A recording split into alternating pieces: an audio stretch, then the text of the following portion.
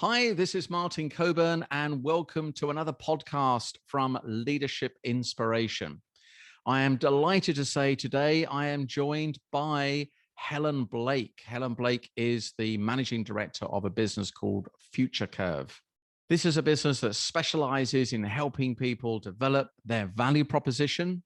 We actually came together on a project we were working on with another client. In fact, we were invited by this client along with another colleague to help them work on developing their sales capability in terms of winning larger transformational deals. We kind of had some shared but different skill sets, and the client wanted us to work together. Anyway, it turns out very, very quickly, not having ever met Helen before, that we certainly shared some similar values around and approaches to winning work with clients. And we hit it off in a really, really strong way.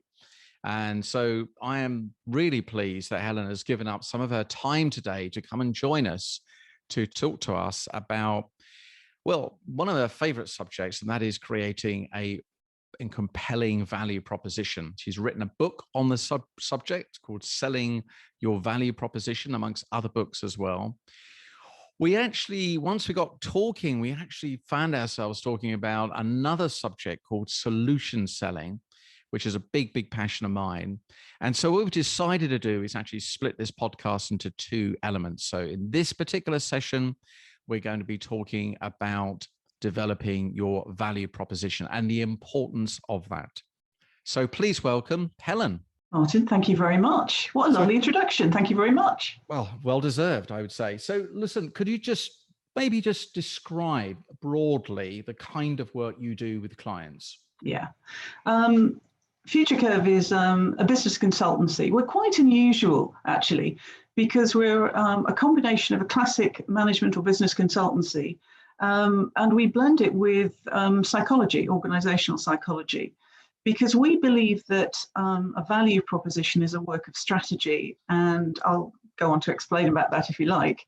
Yeah. But the kind of work we do is really working with companies of all sizes. I suppose our consulting work, we specialize in large, complex corporates, multinationals, because that's the background. You know, I'm ex-KPMG, ex-Accenture, Gemini. So I've got that kind of heritage. So I do understand how large, complex multinationals work.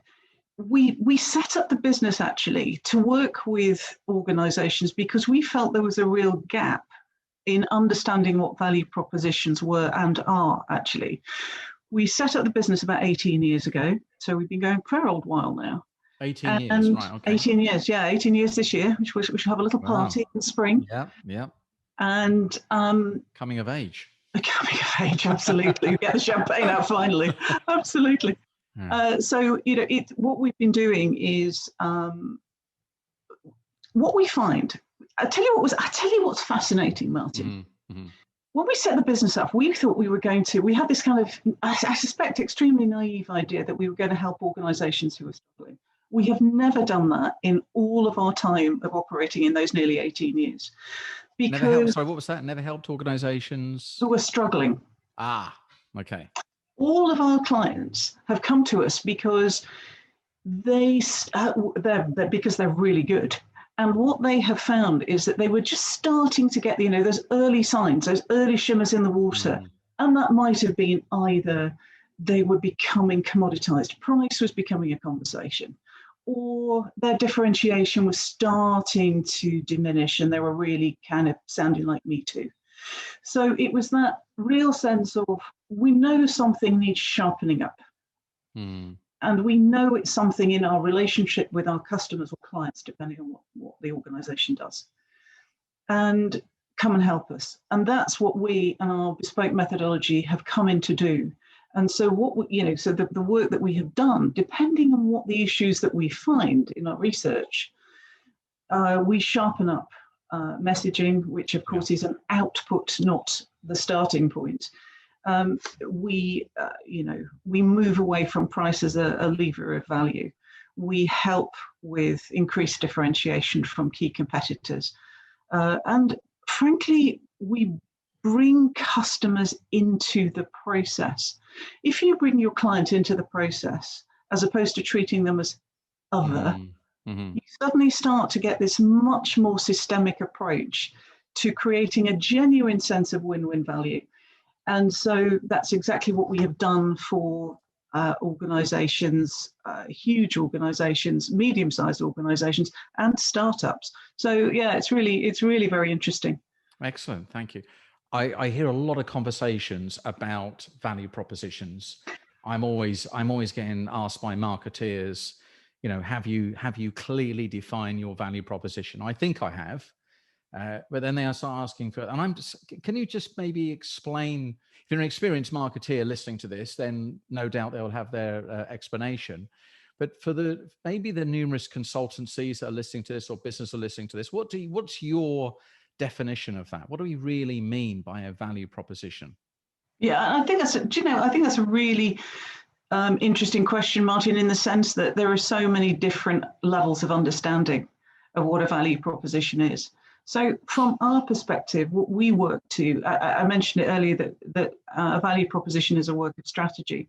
And what I mean by that is it's messaging is an output from it. It's a bit like your corporate treasure chest from which you do research and you pull it all together.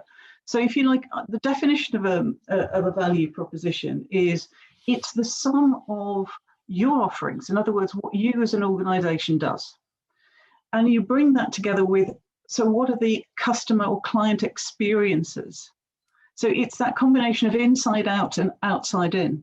It's the two sides of the same coin that you have to bring together. And I think it's also worth mentioning, it's not just offerings plus customer experiences. That'd be nice, wouldn't it? It's everything that the customer experiences. So it's every touch point that customer has with your organization means it informs their experience and perception of what value is for them.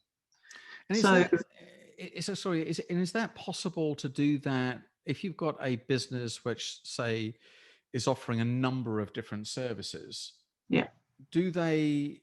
Because my sort of feeling, well, if I think about a value proposition, I almost think about it by service or by product. You know, what is your value proposition for this? You're describing organizations need to be able to articulate what their value proposition is across for the whole business. Is that what you're describing? Yes, and I think the challenge with what you're just describing, Martin, is what we tend to find is that then you end up with incoherence across the organization. You end up with different people crafting different messages for different either sectors or divisions or whatever it might be. And so what we found, and what we are actually really very passionate about, is that you need a value proposition for your organization from which you can then refine, but it's from a common source. And I've had this argument with, I don't know, let's say professional services firms, just as an example, but because I have this discussion all the time, is, but you know, tax is so different from corporate recovery. Yes, right. In terms of a product or a service that you're delivering. Right, that's my point.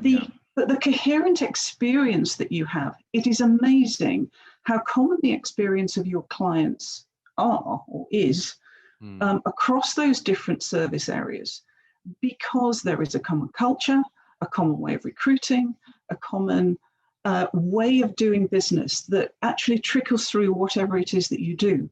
So the brand and the culture create that cohesion. And so to have the value proposition at that level, what then means you can draw that down into the specifics as you get closer and closer and closer to a sale. Right. So it's about a common repository or treasure chest, as I mentioned, and then narrowing it down or refining it to wherever you might need it if you're working at that large corporate level. Got it. I understand. That makes more sense. I mean, and do you find that, where, how mature are people with this process of developing their value proposition? You work with very large organizations. Is it one of those things where people feel that they've actually clearly got it defined, or is that more from their world. I mean, one of the things I heard you talk a lot about is this idea of outside in and inside out. And my hunch would be that people are a little bit more inside out with their value proposition. So perhaps you can talk a little bit more about, I know something you're particularly passionate about, connecting with clients. There are so many things. Do you know, I'm such a sad egg. I'm so passionate about this. I get, I'm this kind of the bore at the dinner party about this. And look, most organizations, do you know what? I'm kind of one of them in a way, are absolutely passionate about what they do. Inevitably, the starting point is the inside out. You know, it's hard. It's harder to get that outside in perspective, to go and stand in your client or customer's shoes, than it is to say, okay, I know what I want to achieve. I know what I want to build. I'm passionate. I've built the best I can. I've crafted it. I've refined it. And I love it. Or words to that effect. And of course, you then want to go and talk about it. It's like talking about your children. Of course. Of course you do. You know, and there is no blame or shame intended in saying that's like looking at the world through one eye.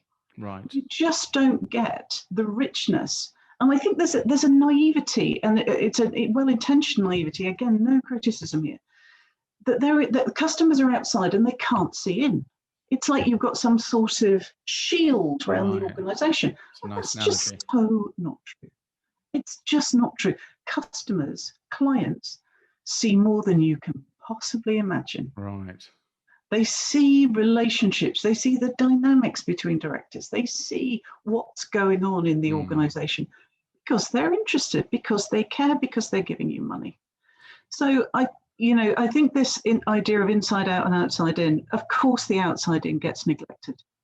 Many organisations, when they come to us, have think, our value propositions was okay, but it's kind of not really working anymore. And then we can start to work to unpick what that means. And of course, those perceptions then start shaping their beliefs and their attitudes and ultimately their behaviors towards you. So yeah, I can see that's important. As you're speaking there, I'm thinking, well, who decides it's valuable? Well, that's a two-way thing. Of course, you have got to build for value, but the ultimate arbiter is the client, is the customer, because they're the ones who will either come back or they won't. They will say whether that was a valuable experience, purchase, service, whatever it was. And you can say, but you're wrong. But oh dear, you've got to be savvy enough to say, I need to understand what's going on. Now, let me be quite clear here. Value propositions are about creating a win-win. This is not a do-over somebody else. This is not customer wins, we lose.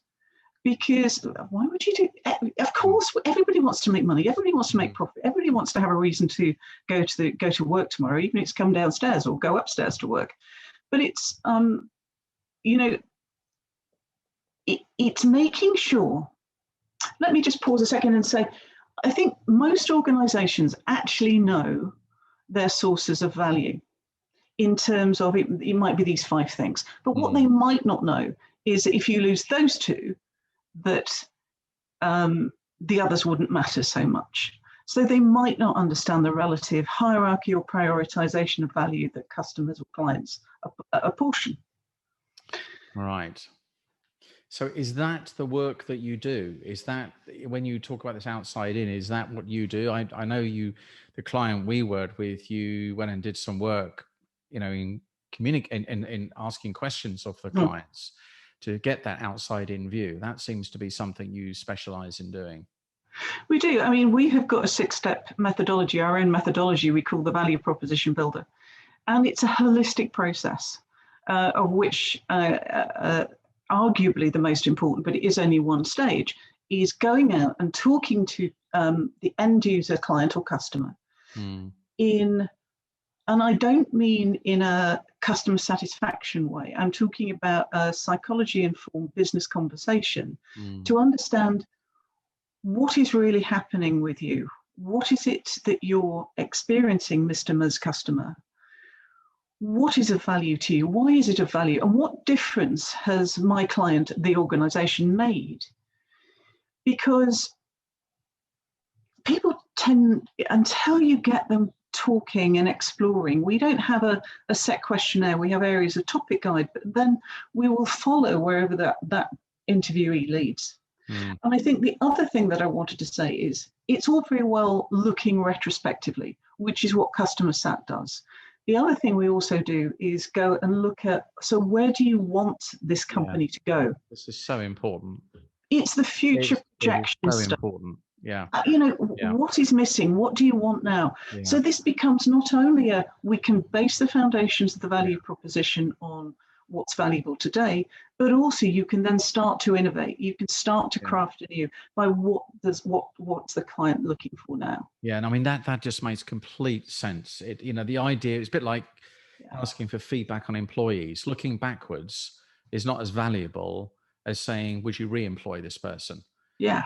What do you think? What value they're going to offer in the future? And I think that's, do you perceive this organization that's been serving you able and equipped to keep moving with the time? So can you talk perhaps a little bit about why is it particularly important at this time?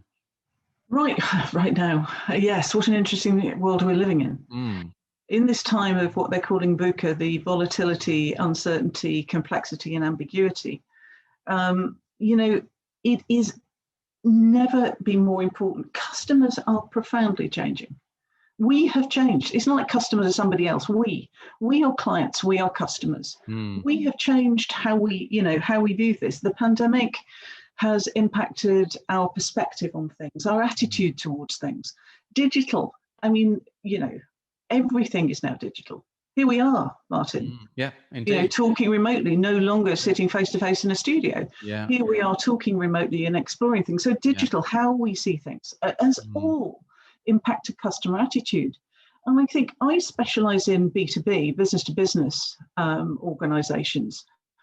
B2C have had, they have had to sharpen up so much in terms of how they engage with customers when retail high street has gone so non-existent really. And B2C, I think, are doing a fantastic job, and it is impacting us in the B2B world, our B2C experiences. And so I think, this whole, we are systemic creatures, we are creatures of habit. When we get something in a certain world, in our private lives, in our family world, we kind of think, well, shouldn't we be able to have that in our business-to-business engagement? Yes. And so customers are profoundly changing. And I would argue that many value propositions for B2B organizations right now are somewhat, let's just say they need a reset. Yeah. They might not need throwing out. That's not true. I'm not suggesting that for 1 minute. But do you really know what your customers want now?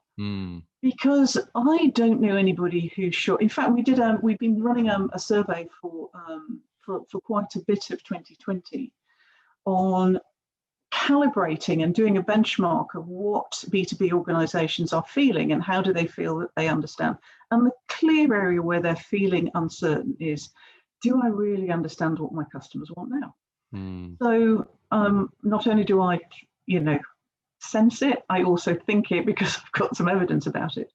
I was reading an interest actually in the article I saw that you produced, and I was quite fascinated, and I really related to the point that you made around how consumers will go and check a product out. And those behaviors that you might exhibit, taking TripAdvisor or something in a hotel or a restaurant score, or you do a little bit of browsing. And I thought, actually, yes, you're right. The businesses are starting to do that now. They've got access to this information. So, whereas before you didn't have that access, right? No, I mean, digital is absolutely. Digital is enabling everything. Customers have so much at their fingertips. Everybody is now far more networked digitally as well. Network used to be, a sort of coterie of friends and peers and customers. Now we've all part of forums and boards and groups and LinkedIn and ways of engaging in ways that we didn't before. I don't know how many webinars I've been on. where people are exploring things and getting to know different ways and ideas and understanding and unpicking and uncovering. Mm. So customers were never passive. Clients were never sitting there like baby birds with their beaks open waiting to be fed by the company. Even though sometimes I think companies thought they were, the customer wasn't doing anything, they were just waiting for them. But that's so not true now. And so this idea of VUCA, but it sets up a dynamism in the marketplace, which means that you can't go around doing fairly stolid classic business planning in a way that you did. It has to have that flexibility. Totally. You know, it has to have that way of moving to make sure that you're keeping abreast of what the customer is valuing. Absolutely right. So one of the things that actually I think, you know, as you're speaking there, it feels to me like the whole process of selling is more authentic, it's more real. You know, thank goodness. I was talking to a professional services, very senior person actually earlier this morning about kind of, you know, communicating and building relationships in this current world. And she was talking about the way that the glossy presentation, turning up to reception, suited, booted, tie, very polished. In my arms. Yeah, it's very predictable. We know what's going to happen. Everyone's trying to avoid making any mistakes, but who are these people? And she was describing that in this world, we're getting up close and personal to people. So I think that's a interesting added benefit, actually, of given all the restrictions we've got, there are some definite distinct benefits in getting closer to our customers. Passionately agree with you. Passionately agree with your connection this morning. Authenticity, well, for me, was always the way.